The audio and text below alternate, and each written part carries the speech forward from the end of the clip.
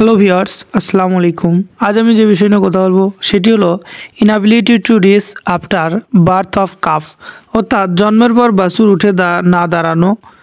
অনেক গর্ভবতী গরুর স্বাস্থ্য ভালো এবং বাছুর ভূমিষ্ঠ হওয়ার পর বাছুরের স্বাস্থ্য খুব ভালো হওয়া সত্ত্বেও বাছুর উঠে দাঁড়াতে পারে না। আমাদের দেশে সংকর জাতের বাছুরের এই রোগ প্রায় দেখা যায়।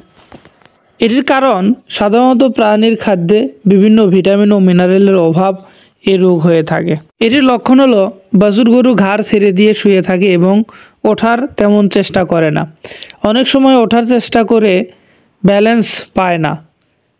রাত কানা নবজাতক বাছুর শরীরের চামড়া উঠে যায় এবং চামড়া খসখসে হয়ে যায়। নবজাতকের দৈহিক ওজন কম হয়, স্নায়বিক বিকলাঙ্গতা, জন্মগত ত্রুটি, বাছুরের অন্ধত্ব, খিঁচুনি ও অসামঞ্জস্যত চলনভঙ্গি দেখা যায়। এ সকল লক্ষণ দেখলে বোঝা যাবে বাছুরটি এই রোগে আক্রান্ত হয়েছে এবং এটির চিকিৎসা হলো, তার আগে আমাদের জানা প্রয়োজন আমাদের যারা নতুন খামারি আছে বিশেষ করে তাদের এই সমস্যাগুলো হয়ে থাকে, কেননা তারা গর্ভবতী গাভীকে ভালো সুষম দানাদার খাবার এবং পুষ্টিকর খাবার না দিয়ে তারা সাধারণত খড় এবং অপুষ্টিকর অস্বাস্থ্যকর খাবার খাওয়ায় থাকে, যার কারণে নতুন খামারিরা এই সমস্যার সম্মুখীন হয়। এবং এই সমস্যার সম্মুখীন হলে যে বিচলিত হওয়ার কিছু আছে এমনটা নয়, অবশ্যই চিকিৎসা করলে এই রোগটি ভালো হওয়া সম্ভব। কেননা এটি যেহেতু ভিটামিন ও মিনারেলসের অভাবের কারণে হয়ে থাকে, সেহেতু বাচ্চাকে ভিটামিন AD3 যে কোনো কোম্পানির, যেমন ভিটা AD3E, এটি একমি কোম্পানির, এটি ইনজেকশন দেওয়া যেতে পারে এবং ভিটামিন AD340 এটি দেওয়া যেতে পারে।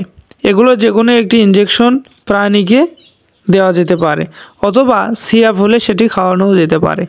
ইনজেকশনগুলো 20 থেকে 100 কেজি দৈহিক ওজনের প্রাণীর জন্য 10 থেকে 20 মিলি করে মাংসপেশি বা শিরায় 3 থেকে 5 দিন পর পর 3 থেকে 5টি দিলে বাছুর 7 দিনের মধ্যে উঠে দাঁড়ায়। যেহেতু ভিটামিনের অভাবের কারণে এই রোগটি হয়ে থাকে, সেহেতু AD3 দিলেই যথেষ্ট। আগে থেকে সতর্ক হওয়া উচিত এবং গর্ভবতী গাভীকে প্রচুর সবুজ কাঁচা ঘাস এবং ভিটামিন মিনারেল সমৃদ্ধ খাবার সরবরাহ করা উচিত।